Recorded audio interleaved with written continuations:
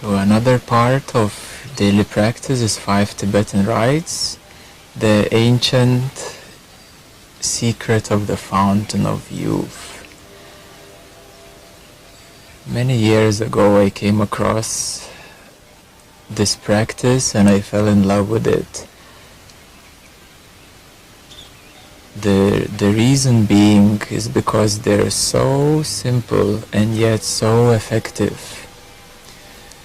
I was already doing yoga for some years, and I was looking something energetic that would help not only the physical body, the postures, the flexibility, the spine, but also would work with energies, with chakras, activations to energize the body.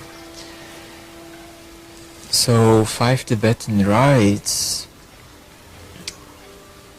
are very, very effective, and they have so many benefits that actually most of the part of the introduction of Five Tibetan Rites commonly given is about all the health benefits. There is also a book about Five Tibetan Rites, and as far as I remember, about a quarter or a third about that book is all about the health benefits of these exercises, and people reporting all kinds of healing effects and even miraculous healing effects that happen to them.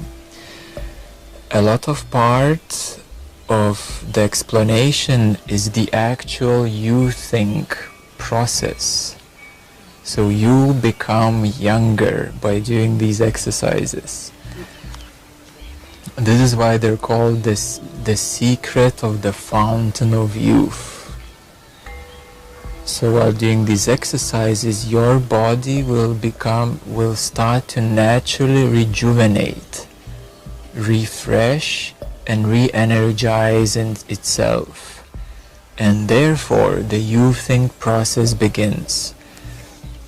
Usually to see rejuvenation effects, you would need between 2 to 6 months practice, and if you extend it for a year or two, then you will see very big effects on your body.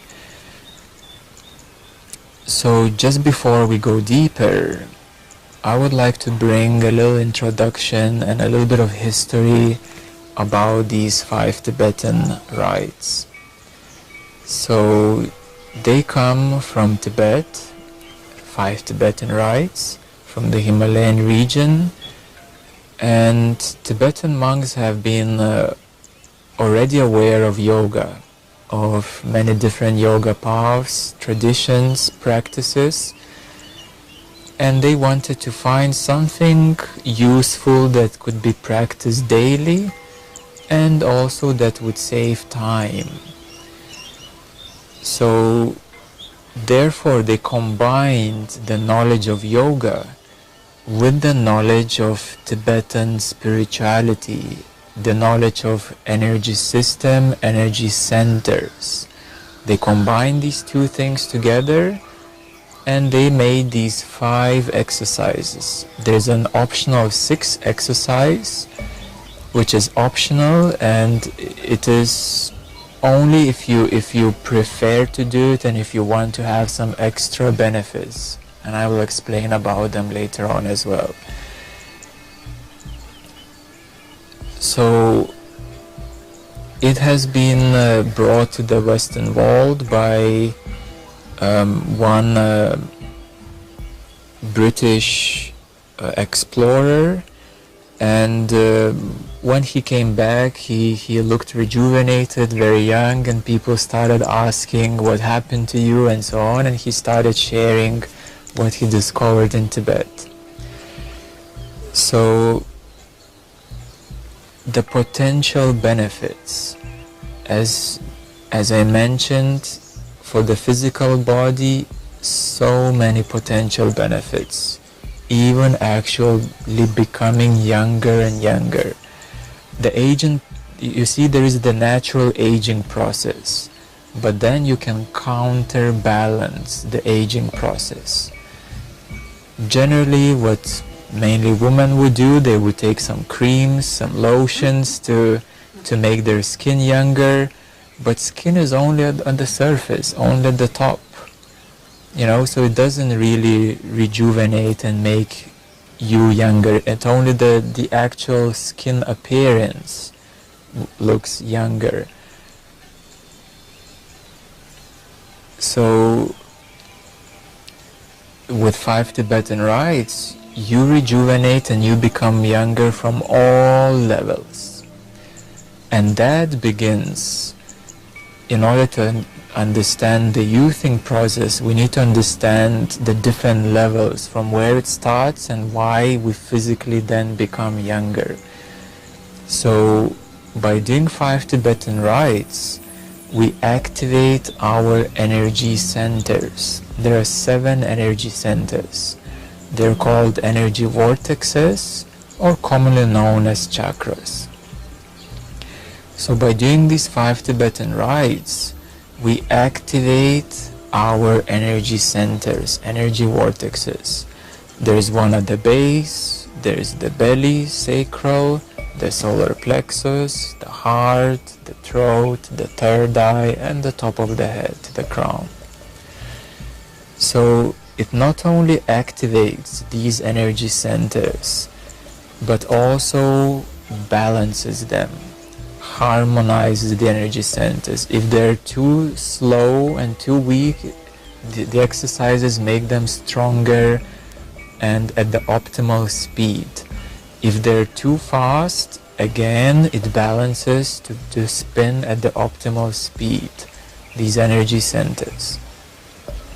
As these energy centers become activated, then the life force energy starts to flow through them. The life force energy, prana, or chi known in China, starts to flow through these energy centers. So you start to receive more and more the life force energy from the universe, which is like electricity for electrical devices, but for our biological energetic system, it is the life force energy. This life force energy starts to flow through the chakras, through the energy centers. Then it comes into meridians. So in China, they have developed a whole system about meridians and acupuncture points. Basically, human body is like a microchip with many places of intertwining, interconnecting meridian points. And when they put a needle into a certain meridian point, they open up an energy channel or a stream through which the electricity or life force energy can flow through. So if the patient comes to acupuncturist and they say, I have a pain in my liver, so the acupuncturist puts a needle into a certain point which opens up the energy channel so that the energy, the healing energy, can flow into that organ which is suffering or which lacks the life force energy. So the life force energy comes into the energy centers, then into meridian points. Through meridian points, it goes into endocrine system, and then it goes into actual physical organs. So by practicing 5 Tibetan rites, you receive the healing life force energy throughout your all energy system, starting with energy vortexes, meridians, through your hormonal system, endocrine system, and into your actual physical organs. So your physical organs become recharged, rejuvenated, and fully refreshed every day. How beautiful and amazing that is. So this is why after 2 months, 6 months, a year or 2, you start seeing the actual physical youthing effects. So you start to counterbalance the aging process. Generally known is that with the 5 Tibetan rites in combination with meditation, which really helps the nervous system, the brain, you become younger between 5 to 10 years, biologically younger. 10 years is achievable for anybody. And myself and so many other people in our community are actually very fresh, very rejuvenated. You can see the energy shining, their health is vital, they're always full of energy. So through the practice, if you give it 1 or 2 years to practice 5 Tibetan rites, meditation, raising your vibration, releasing any lower vibrational energies, you will become 5 to 10 years younger biologically. Not even mentioning your emotional, mental well-being, and your level of consciousness, raising of your consciousness. So coming back to the 5 Tibetan rites, to the physical aspect of the exercise program, is they have so many healing effects on your physical body. Some of the other benefits are obviously sleeping better, feeling more energized, feeling refreshed, relief from the pains of the joints, spine becomes better, memory, arthritis, weight loss, improving vision, physical strength, emotional, mental well-being as well, and overall energetic well-being. So every organ is re-energized. Some of the people in our community even say their eyesight got better, their senses become more clearer, certain back pains disappeared, neck pains, shoulder pains, certain organs became much better. So many effects. Not only our community, but actually the actual book of 5 Tibetan rites reports the doctors and scientists saying scientific and medical reasons why they actually really help, and thousands of people sending their testimonials and saying all the benefits they have experienced. So in order to understand this process, we need to understand that the life force energy then is being channeled into the 7 major energy centers, and there is also actually 122 minor energy centers in the body, and then it comes into meridians and into the physical organs. So knowledge of chakras is important to understand the youthing process, because every energy center controls many organs. For example, your third eye controls the hormones, your dreams, and your DNA. So as you activate that energy center, you achieve a balance in your hormones, a good sleep, and even your DNA starts to activate more and more, the sleeping parts of the DNA. And any other energy center is related to digestion, to the sexual organs, obviously the heart, and all other organs throughout the whole body. Okay, so the exercise program. As we know, there are 5 exercises, yes? The 6th one is optional. So the first exercise, and I will briefly explain how it is done and a few details about it. So the first exercise is, as you already have practiced, is standing up, stretching your arms, and spinning clockwise. It's simply you stand up, stretch your arms, and you spin clockwise. As you spin clockwise, you breathe in deeply, yes, with your full lung capacity. So when you breathe, it needs to be a deep breath, like breathing through your nose and breathing out through your mouth. A full deep breath with your full lung capacity. As you breathe in into your lungs and into your belly. That is the full breath. As you spin with the first exercise, what happens is that you activate your energy field. So as you spin clockwise, you activate your whole energy field. Your energy field is about 1.5 to 2 meters all around you. So you start to move and activate all the energies around you. This is exercise number 1. You should feel slight dizziness as you finish the exercise 1. If you don't feel any dizziness, it means you did them too slow or too few times.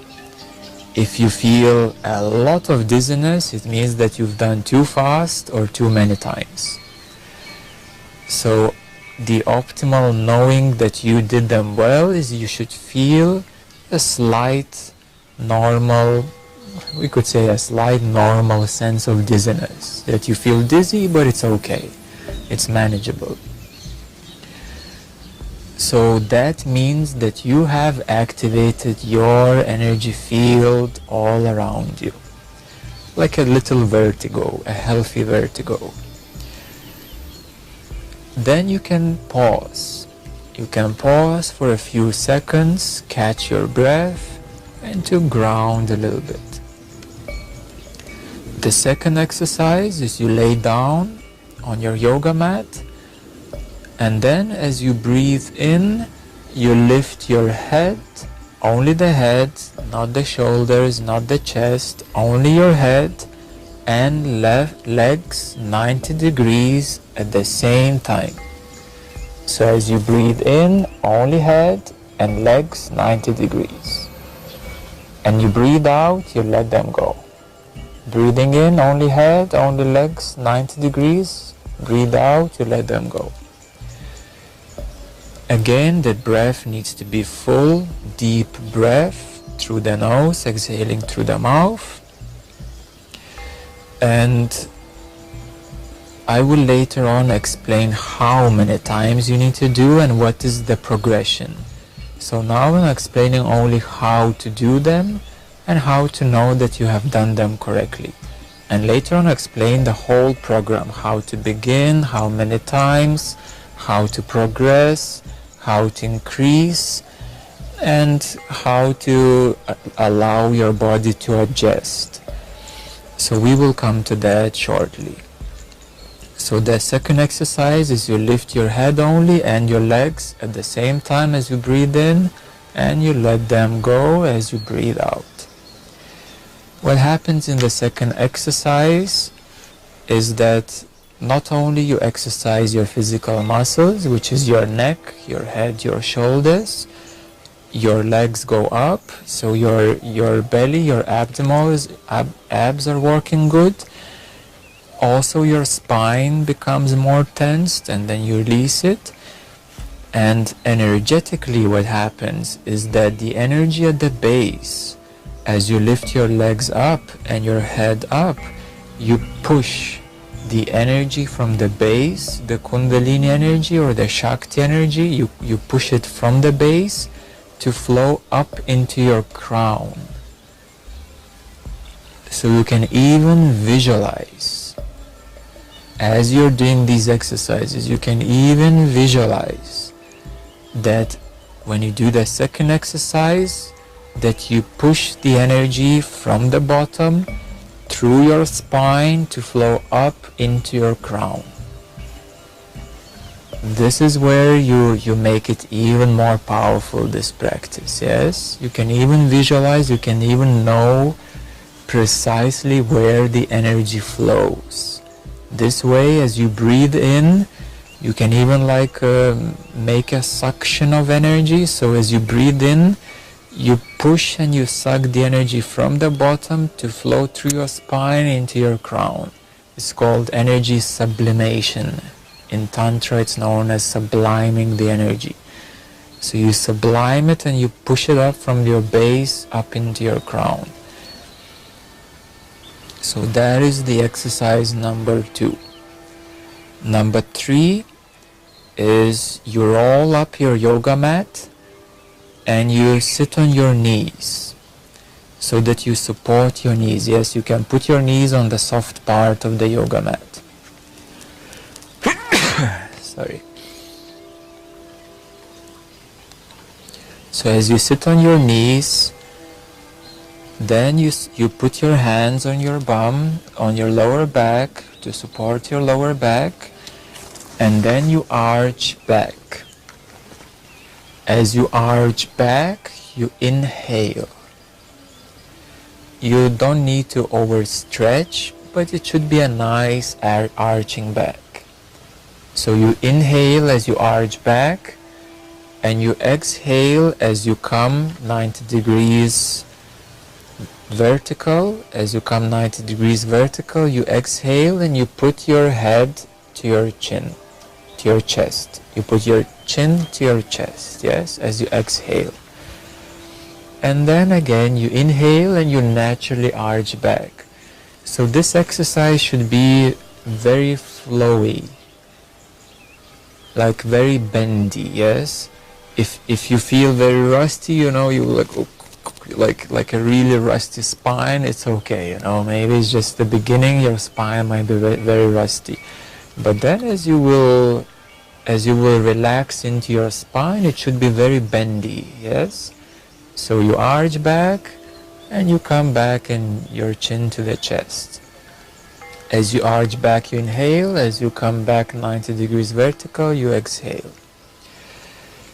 What happens in this third exercise energetically is that as you arch back and as your head goes backwards, you push the energy from the top back into the base.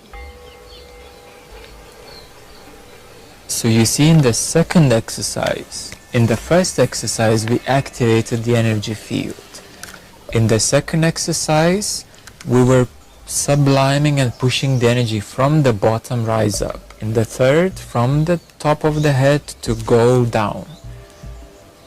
So this moves your energy up and down. So in the third exercise you move the energy down. It also works very well on your chest energy center, on your solar plexus, your heart and your throat. The third exercise, as you arch back, you fully open up your solar plexus, your heart and your throat. So this is why the energy centers and chakras, they become activated and stronger. As well as the Kundalini Shakti energy, the fountain of youth. When this energy rises up and down and up and down, it rejuvenates your whole spine, your whole nervous system. Very, very special. Exercise number 4 is you sit up on your yoga mat and you do what is called in yoga a bridge pose, yes? So as you breathe in, you make a bridge and you let your head fall back. And then as you breathe out, you sit back vertically 90 degrees. So breathing in, you make a bridge, you let your head fall down. Breathing out, you sit back and you let again your chin go to your chest. In this exercise, you obviously exercise your muscles, mainly your shoulder area, your legs, your knees, your arms, your thighs, your hips, your torso, and also again you exercise, you open up and strengthen your belly, your solar plexus, your heart, and your throat. In the fourth exercise, again you push the energy, go down. There's a little secret that as you do the fourth exercise, as you make a bridge, then you pause for 1 or 2 seconds and you make an extra tension of your muscles. So as you are at the bridge, as you are making the bridge, you pause and you make like a little extra tension of your putting your chest up and tensing your muscles. This allows the energies and the chakras to kind of pop up.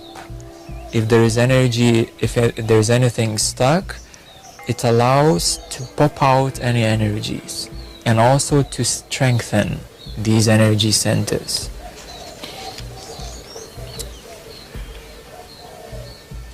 So that was the fourth, making the bridge, and then to sit back and chin to the chest, breathing out. The fifth one is you come, this is a really familiar yoga exercise, you come into the downward dog pose as the preparation for the exercise, and then when you breathe in, you go down and you arch into a cobra pose. And your head goes back, and you can even twist a bit your spine, you can twist your neck, you can move your head a bit. You make a cobra pose, and as you're making a cobra pose, you can even a little bit move your spine, move your shoulders, move your neck to release any tensions, any stresses in your whole spine. So you breathe in, you make a cobra pose. You breathe out, you make a downward dog pose. You breathe in, cobra, you breathe out, downward dog. As you breathe in, make cobra, you push your energy, go down into the base. As you come back into the downward dog, you push the energy from your base into your crown, into the head. So the fifth one, it completes the flow of the light of the Shakti, Kundalini, and the energy to flow up and down your spine. So you move the energy up and down, up and down, up and down. Your spine becomes as flexible as a lean tree. It just bends up and down, up and down. You release all the tensions, all the stresses, all accumulated blockages. You release everything from your spine. And the energy starts moving a lot. Usually people report feeling very hot. They say, wow, I feel so hot. It's like, whoa, the whole body is burning. They usually feel a lot of energy flowing through them. So these are the 5 main exercises. The 6th exercise is an optional exercise, and I will only explain the benefits and why it is optional. So the 6th exercise, it works with the sexual energy. So therefore, if you do the 6th exercise, the sexual abstinence is recommended. Why is that? Because to do the 6th exercise, you need to sublime and raise your sexual energy up into all your physical organs, and you move that sexual energy up through your base, you move it up into your organs, through the energy centers, through the chakras, and then you finish up moving into the crown. So the 6th exercise, it's a very tantric exercise. It's a very common practice in Tantra to sublime and to utilize this very powerful sexual energy for the healing and spiritual purification purposes. So therefore, you need to have that energy within you. If you make love and if you have an orgasm, you lose that energy. Then you need minimum 4 or 5 days to recover the sexual energy. So if you experience the orgasm, you need 4 or 5 days to recover the lost energy. So this is why the sexual abstinence is recommended while doing this sixth exercise. So the benefits are great and immense because the sexual energy is the strongest energy, as well as the Shakti Kundalini, and you utilize to heal your organs, to heal and strengthen your chakras, and to move it up to the crown, even to raise your consciousness. So these are the 5 main exercises plus the 6th optional exercise, 5 Tibetan rites. Now let's talk about the exercise program. Generally speaking, if you're young, do you have any questions? Generally speaking, if a person is young, if you're young, I would say if you are up to even 30s, early 40s, like generally good health and good vitality, you can start with 6 exercises each. So you do 6 times spinning, 6 times second one, third one, fourth one, 5th time. So you start 6 repetitions of all 5 exercises. So 6 times the first one, the second one, third, fourth and 5th. That takes only 10 minutes literally. Only 10 minutes to do the exercises. So if you are relatively healthy, relatively fit, you can start 6 times each. If you're a bit of an older age, or your spine and your energy is very stagnant, you can start with 3 times each for the first 2 weeks. So in the first 2 weeks, start with 6, and then in the 3rd, 4th week, you can increase by 1 or 2 repetitions in addition to that. So at the end of the first month, you can arrive up to 9 times maximum. First month, and that is a daily practice, yes? So at the end of the first month, it is highly recommended maximum 9 times, because you need to give time to your body. You might say physically, oh, it's physically very easy, you know, I could do more. But then your energetic system, your organs, they need time to adjust to the rising vibrations. So it's very important to give these weeks, the first weeks, to allow your energetic system to adjust to the rising vibrations. The maximum amount is 21 in 1 day. 21 is maximum in 1 day. You don't need any more, because then it would be too much on the chakras. 21 times each is the maximum. So we start with 6 the first 2-3 weeks, and then we arrive to 9 times maximum in the first month. Your body will get adjusted, your spine will become more flexible, your joints, your muscles, but even more so your chakras and your energy centers, your vibration needs those weeks to start adjusting to the rising vibrations.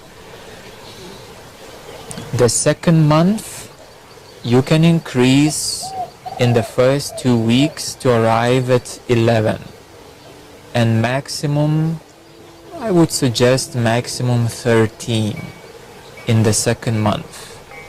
In the third month, maximum 16, 17.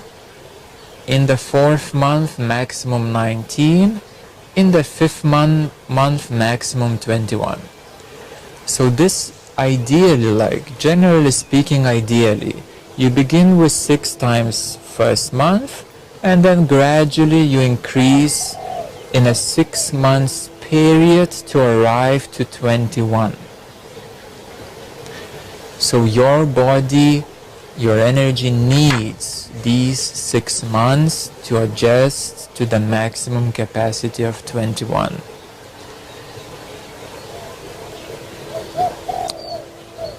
Also, it's very common that you might start experiencing some detoxification symptoms.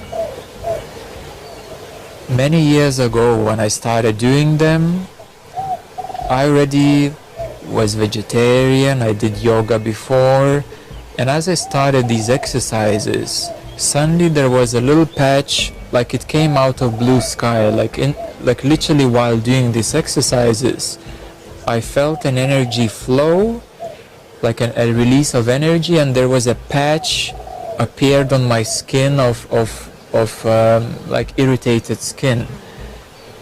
And then I realized, oh, that was a release of toxins. So my body released the toxins, and then it disappeared in a few days or a week. So it's very common that your body will start releasing the toxins. As the energy is rising, as the organs are cleansing, you might experience some detoxification effects.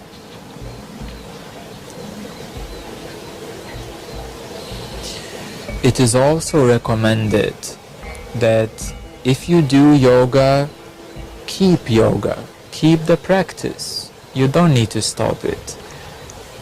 Yoga is always, if you do it, it's good. If you don't do it, it's okay. These 5 Tibetan rites are the daily essential practice. Every day, 10-15 minutes to do these exercises.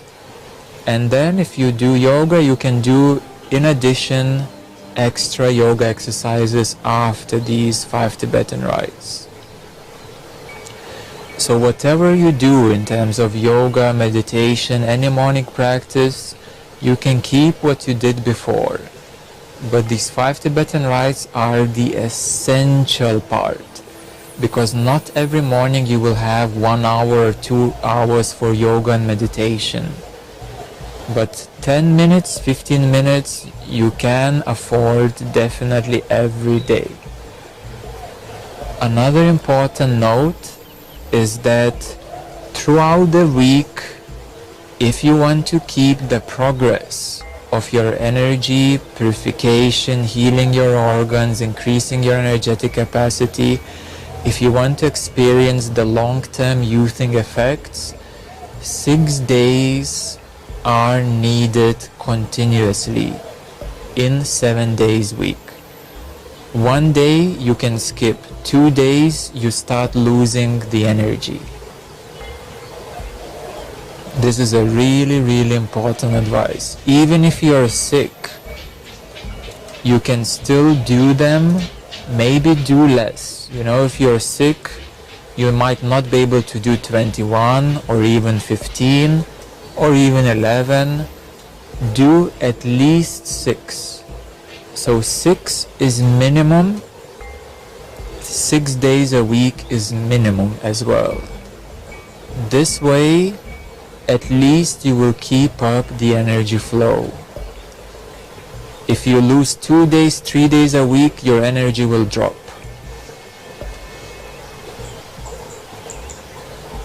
So 6 times minimum a day.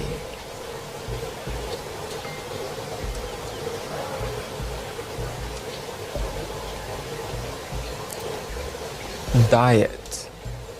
High vibrational diet is essential. Rule number 1, eliminate red meats. Rule number 1, red meats out of your diet. If you are eating red meats, take 6 months, remove the red meat and stay 6 months without red meat. You can eat chicken and fish until your body will get adjusted without the red meat. So rule number 1, no red meat.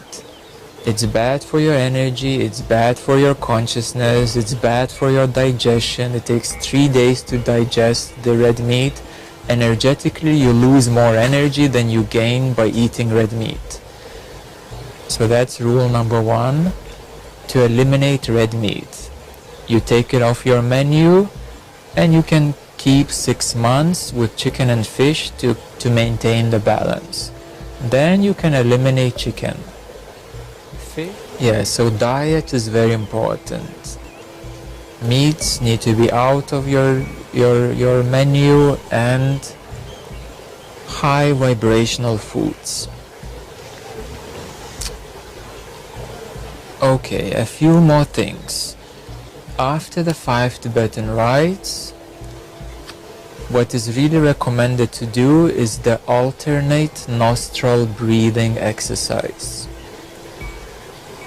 So you can have your pinky and your thumb, and first you start by closing the right side of your nose, and you breathe in for 4 seconds.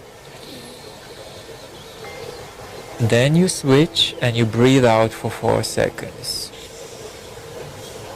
You breathe in through the same. You switch and you breathe out for 4 seconds. So this is a 1 cycle, alternate nostril breathing, 1 cycle. It is very needed and very effective because it puts oxygen into your left and right brain. It oxygenizes your brain, your lungs, and all your cells. So you can do minimum 5 cycles, recommended 10 cycles after the 5 Tibetan rites. So one more time, at first you close the right side, you breathe in 4 seconds, you switch, you breathe out, you breathe in through the same, you switch, you breathe out. 1 cycle. You do this minimum 5 times, optimally 10 times, 10 cycles after 5 Tibetan rites. This way you will put a lot of oxygen into your left brain, right brain, and all the cells in your body. So you will oxygenate your body. And then, so this completes the program, the 5 Tibetan rites program. We spoke the 5 Tibetan rites exercise. You do minimum 6 times every day. You take 6 months to reach 21 times maximum. Then you combine the alternate nostril breath right after these exercises to oxygenate your brain and your cells. And then you do the meditation. In between, you can also do the pranayama, which is another essential daily practice. Pranayama you can do either before 5 Tibetan rites or after the alternate nostril breath, before the meditation. If you don't have much time, you can do 5 Tibetan rites, nostril breath, and then the Kundalini Shakti meditation, the Fountain of Youth meditation. So in this Fountain of Youth meditation,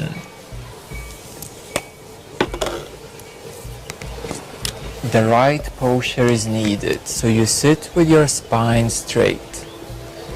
You touch these 2 fingers together and put on your legs, on your knees. Your spine must be straight. because that is the fountain of youth, Kundalini Shakti meditation. Your spine must be straight. The energy needs to rise from the bottom through your spine into your crown. So you bring these two fingers together. Right away you form an energetic loop, an energetic circle, and your energy right away rises up. Additionally, you can bring the tip of your tongue to the top part of your mouth, just behind the front teeth. At the ceiling of your mouth, just behind the frontal teeth, you bring the tip of your tongue and you hold it there. Two fingers, you connect the fingers, you bring the tongue to the top of your mouth. This helps to again intensify and bring the energy up. And the final secret of bringing your energy up, of boosting your Shakti, your Kundalini to rise up, even your eyesight, is you keep your eyesight in a horizontal position and then 30-45 degrees up. So first you bring them horizontally, then 30-45 degrees up, and you bring your focus into your third eye. So you form an inner triangle. Your eyesight goes from the horizontal position, it goes 30-45 degrees up, and then into your third eye. So you bring your eyesight into your third eye horizontally. Tongue at the top of your lips, fingers holding together. Then you can close your eyes, and then as you breathe, feel the energy flowing up. So you do a breathing Kundalini meditation to breathe and to allow the energy to flow up. All these secrets, energetic secrets, will allow the energy to intensify and to rise up. So your Shakti, your Kundalini, your fountain of youth, the inner light, will be flowing through your spine, through all the 7 energy centers, and rising up through your crown. As the 1000 petal lotus, as it will be flowing up, then you will form an energetic field where it comes back again, and it keeps as a fountain rising up, and it keeps on rising and rising and rising. So this is the fountain of youth meditation, the Kundalini Shakti meditation. All your energies will be moving. The 3 secrets of the energy flow are touching the fingers, the tongue at the top, and the eyesight 30-45 degrees, forming a triangle into your third eye. This will supercharge, super boost your energy flow, and it will allow your fountain of youth to flow and to really open up. It really helps to raise your consciousness as well. So this is the ideal, essential, daily morning practice. Ideal, essential, daily practice. 5 Tibetan Rites, nostril breath, pranayama either before or after the nostril breath, and then the Kundalini fountain of youth meditation at the end. This is a complete morning essential practice that the whole practice would take 1 hour. 1 hour. If you extend the meditation, it can take 1 hour 20 minutes, maximum 1 hour and a half, maximum. So the full program is pranayama either before or in the middle, 5 Tibetan rites, nostril breath, pranayama after nostril breath, and then Kundalini fountain of youth meditation. 1 hour, 1 hour and a half to do the full, complete daily practice. If you have, let's say, half an hour, in that half an hour I would suggest to do 5 Tibetan rites and pranayama. That would be half an hour practice. If you have only 15 minutes, only 5 Tibetan rites. So, like, as the essential number one is 5 Tibetan rites no matter what, 6 times a week. If you have more time, half an hour, pranayama in addition to that. Pranayama is essential daily practice, but you can do it in the middle of the day, in the evening as well. If you have 1 hour, you can do all of it, the full essential daily practice. If you have 1 hour and a half, you can take it easy and slow and make it a full, complete practice of your everyday. So this will form your essential daily practice that you can do yourself. In addition to that, once a week, a group satsang, group meditation is also essential, is needed once a week.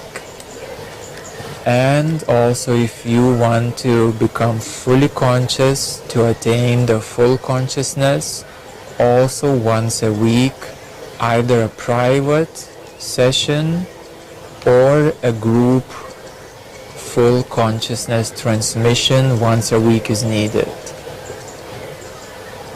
So this forms as a full, complete evolutionary practice.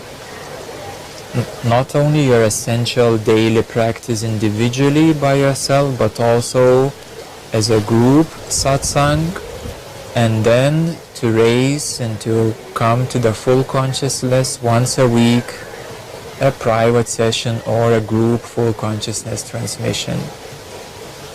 So this makes a complete spiritual practice.